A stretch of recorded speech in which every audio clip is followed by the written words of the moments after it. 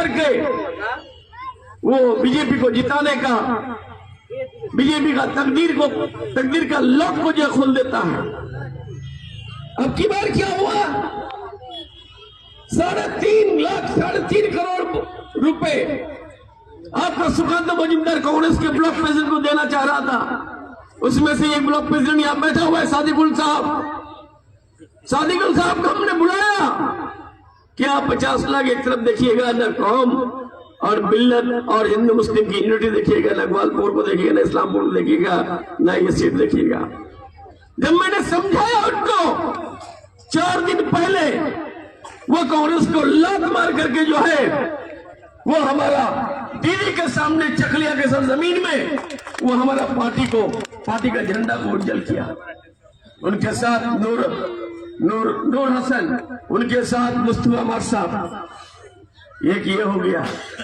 दूसरा कार्तिक पाल से 2.5-3 करोड़ रुपए का सौदाबाजी हुआ किशनगंज में, और कोई स्वीटी सिंह कोई है, उससे जो है किशनगंज में पैसा ले लिया। सुमित अधिकारी खुद बोल रहा था कि रब्बानी साहेब ভিক্টরকে আমি প্রজেক্ট করেছিলাম, আমি না 5 কোটি টাকা দিয়েছিলাম, আমি জানি ভালো করে এই 5 কোটি টাকায় 5 জেনারেশন যাবে না, একটা জেনারেশনও যাবে না, 5 সালও যাবে না, আর এইগুলো টাকা পয়সা থাকে না, শেষ হয়ে যায়। বলে দেন আপনার মুখ্যমন্ত্রীকে, মমতা ব্যানার্জিকে, আপনার দিদিকে আমরা 7টা সিট আমরা সবাই দিলাম। কোন 7টা? उत्तर मालदा, दक्षिण मालदा, बालूघाट, रायगंज, आपका दार्जिलिंग, जलपाईगुड़ी, अलीपुरद्वार 7टा सीट मानिए नीलम। तो मैंने बोला उस दिन कि आपका 29टा सीट हमरा नहीं दी, साउथ बेंगल থেকে আপনার 18টা ছিল, এবার হয়ে গেছে 12টা। পরীক্ষা তো আপনার হবে। तो हमारे लोगों को कोई 2 आदमी को वहां मुर्शिदाबाद में एक को बना दिया है दोहारी, एक को बना दिया है उलिंग, और एक को बना दिया है ठूसी। तो ठूसी में हम लोग पढ़े, यहाँ दोहारी में जो है पढ़ा कौन?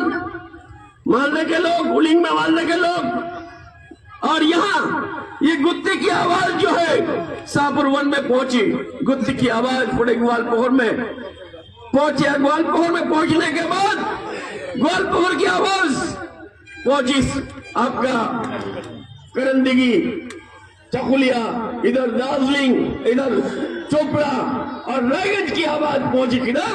उत्तर मालदा, दक्षिण मालदा, उसके बाद बालूघाट, अलीपुरद्वार, उसके बाद जो है आपका जलपाईगुड़ी, दार्जिलिंग, 7 का 7 सीट हार गए।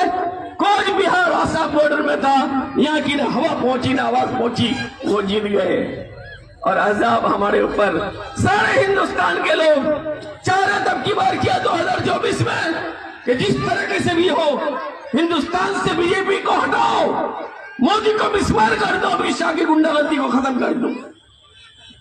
और 303 सीट था उसका, कितना? 543 में 3 सीट, 303। और मोदी जी अमित शाह जी की आवाज दिया कि अब की बार 400 पार, अब की बार 400 पार। लेकिन जहां हिंदुस्तान के लोग थे, कमिश्नरी जहां राम मंदिर बनाया गया है, बाबरी मस्जिद को डेमोलिश करके 7 सीट था वहां एमपी का, 7 का 7 सीट हिंदू भाई लोग उनको हरा दिया, बीजेपी को मिसमार कर दिया, खत्म कर दिया वहां। और सारे हिंदुस्तान में उन लोगों ने आवाज दिया, हिंदुस्तानियों ने। बंगाल के ग्वालपुर को देख रहा था, आपके गुत्ती को देख रहा था, आपके रायगंज को देख रहा था कि बंगाल के लोग क्या फैसला लेता है। और सारे लोगों ने हराते हराते हराते 203 से कम कराते कराते 240 में पहुंचाया। और जब 240 पहुंचा तो सब मोदी जी निहत्ता हो गए, भीख मांगने लगा मोदी जी। अमित शाह जी किसके पास चले गया? नीतीश कुमार के पास। कितना सीट की जरूरत थी उसको हुकूमत बनाने के लिए? और 33 सीट की जरूरत थी, 273। आया कितना? 240। जब 240 आ गया तो 33 सीट, ये 33 सीट नीतीश कुमार और जीतनराम मांझी और चंद्रबाबू नायडू ने उनको भीख दे दिया और हुकूमत बना लिया। अगर हम ये 7 सीट, अगर गुत्ती के लोग, हम लोग ग्वालपुर के लोग गलती नहीं करते तो मोदी की आज हुकूमत नहीं आती। गोलपुर की आवाज पहुंचती आपका चकलिया करंदगी, इधर चोपड़ा, इस्लामपुर, रेगन की आवाज पहुंचती उत्तर मालदा, दक्षिण मालदा, बालूघाट और इधर अलीपुरद्वार, दार्जिलिंग, जलपाईगुड़ी और 700 का 7 सीट हम लोग जीत जाते। और 7 सीट जीतने से उसका कितना होता 233 और 233 में हुकूमत बना नहीं पाता।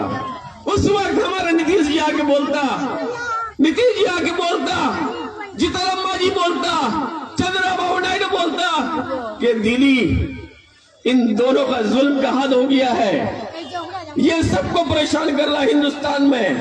2016 से डिमोनेटाइजेशन नोटबंदी से लेकर के एनआरसी सीए से लेकर कृषक आइन से लेकर के आपका वक़्फ़ आइन के बाद जो है फिर एसआईआर। तो दोस्तों वो लोग खुद आके बोलता कि दीदी आप प्रधानमंत्री बनिए, इन दोनों को आप ही ठिकाना लगा पाएंगे। लेकिन क्या हुआ, ये 7 सीट हारने की वजह से हुकूमत बना लिया मोदी जी। तो मैं एक ही बात कहूंगा आप लोगों को, जुल्म आज जो जुल्म कर रहे हैं, जिस तरह से सादिकुल साहब बोल रहे थे, अहमद रजा बोल रहे थे, मुनी बोल रहा था, सफीर रहमान साहब बोल रहे थे, मैं एक ही शेर आपको फिर सुनाऊंगा। आज जिस शख्स पर लोग फूलों की बारिश करते हैं, आज जिस शख्स पर लोग फूलों की बारिश करते हैं, कल उसी सर से हर हाथ का पत्थर भी गुजरेगा। आए मोदी जी, तुम अपनी जीत में तरह के अंगारे न बरसाओ, कल तो हमारी दीदी का यहाँ से फतेह का लश्कर भी गुजरेगा। तो दोस्तों वो लश्कर का टाइम आ गया है। आप लोग जिस तरह से एक गलती हुई थी, बार बार गलती ना हो। आपके तरफ देख रहा है, रब्बानी की कोई जरूरत नहीं है। रब्बानी कभी सोचा नहीं था ग्वालपुर में एमएलए होगा, आप लोगों ने एमएलए बना दिया। रब्बानी कभी नहीं सोचा था कि मिनिस्टर होगा, मिनिस्टर हो गए। रब्बानी कभी नहीं सोचा था कि हम मिनिस्टर इंचार्ज हो जाएंगे, मिनिस्टर इंचार्ज हो गया। 3 टर्म रब्बानी को जिताए हैं। अगर रब्बानी से कोई गिला शिकवा है, अब ये बोल दीजिए यहाँ कि रब्बानी तुम इलेक्शन में मत आओ, हम इलेक्शन में नहीं आएंगे। लेकिन यह जरूरत है, इंपॉर्टेंट है, अहमियत है किसका, ममता बनर्जी का और इस घास फूल का। ये इसकी इंपॉर्टेंट अगर नहीं समझे तो कल हमारा जनरेशन का जनरेशन सफर हो जाएगा, मुब्तला हो जाएगा। इसलिए मैं बार बार बोल रहा हूँ कि ममता बनर्जी को बचाना हमारा जो है पहले अखलाकी फर्ज होता है।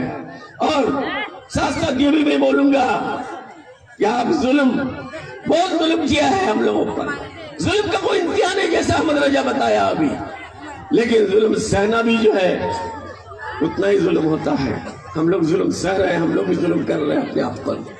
लेकिन एक बात याद रखिएगा, जुल्म और जालिम जितना भी बड़ा हो जाए वो एक ही वक्त तक रहता है। आप लोगों ने नाम सुना होगा फिरौन का। फिरौन जब अपने सबब में था, अपने पावर में था, अपने वक्त में था, फिरौन अल्लाह को नहीं मानता था, अल्लाह को अपने आप को अल्लाह समझता था, अपने आप को भगवान समझता था। लेकिन फिरौन को पता था कि हम दरियाए नील में डूब जाएंगे। आखिरकार उसको दरियाए नील में डूबना पड़ा। सद्दाद इसी तरह से हुक्मरान था।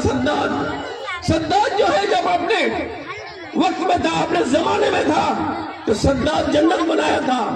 क्या पता था सद्दाद को कि हम जाते जाते जो है दरवाजा, जन्नत के दरवाजा खुलने के पहले ही जो है हमारा दम ले लेगा, हमारा दम निकल जाएगा, हम दौड़ देंगे। आखिर वही हुआ। जन्नत में जब जा रहा था, दरवाजा खुलने के पहले वो भी चले गया, उनकी हुकूमत भी चली गई। यजीद करबला के मैदान में हजूर सल्लल्लाहु अलैहि वसल्लम के खानदान को मिसमार करने की कोशिश किया। यजीद ये सोचता था कि हम जो है पूरा सदियों तक हुकूमत करेंगे, लेकिन यजीद जो है एक ऐसा जहरीला जख्म हुआ, अल्लाह ने दिया, भगवान ने दिया। वो 3 साल में वो खत्म भी हो गया, उनकी हुकूमत भी खत्म हो गई और उनका नस्ल भी खत्म हो गया, नस्ल तबाह बर्बाद होकर खत्म हो गया। आया आपका नमरूद की ताकत इतनी थी, वो सोचता था कि दुनिया को हम हिला देंगे, लेकिन एक मच्छर की ताकत जो है उनकी ताकत पर भारी पड़ गया। हिटलर आया 1914 में, फर्स्ट वर्ल्ड वॉर सिर्फ सालार था, सेकेंड वर्ल्ड वॉर में वो जो मैन खिलाड़ी बन गया, सेकेंड वर्ल्ड वॉर की लड़ाई शुरू कर दिया। क्या पता था इस ख्वाब से कि मैं जो है यहाँ हुकूमत करूंगा, पूरे दुनिया में कब्ज करूंगा, लेकिन अल्लाह का शान, भगवान की कृपा से क्या पता था कि वक्त ऐसा करवट लेगा, हालात ऐसा बदलेंगे कि उसको सुसाइड करना पड़ा। इसलिए दोस्तों वो भी सुसाइड में खत्म हो गया। अब हम इसलिए बोल रहे हैं, मोदी जी जुल्म छोड़ दो, तकब्बुर छोड़ दो। अब जो है ये किराए के घर में तुम रह रहे हो, हम भी किराए के घर में रह रहे हैं, सारे लोग किराए के घर में रह रहे हैं। किसी ना किसी दिन बदलना पड़ेगा, और जिस दिन बदलोगे उस दिन पता चलेगा। इसलिए आप लोगों का हम शुक्रगुजार है कि आज गुत्ती में जिस तरह से आप लोग सारे लोग आए हैं, मैं आपको झुक के सलाम करता हूँ। और 2021 में जिस तरह से पूरी आर्डर बदले सारे लोग बोले, आप लोग जो है 2021 में जिस तरह से आपने रब्बानी को जिता के भेजा था, ठीक इसी तरह से ममता बनर्जी के झंडा को ऊंचा करने के लिए, ममता बनर्जी को पावर में रखने के लिए, ये सारी चीजें आप लोग की जिम्मेदारी होती है। बहुत बहुत शुक्रिया। जय हिंद, वंदे मातरम, ममता बनर्जी जिंदाबाद, अमित जी जिंदाबाद, हमारे मुख्य जिंदाबाद है। बहुत बहुत शुक्रिया। अब यहीं से हम लोग प्रोग्राम को खत्म करते हैं। आप सबों से गुजारिश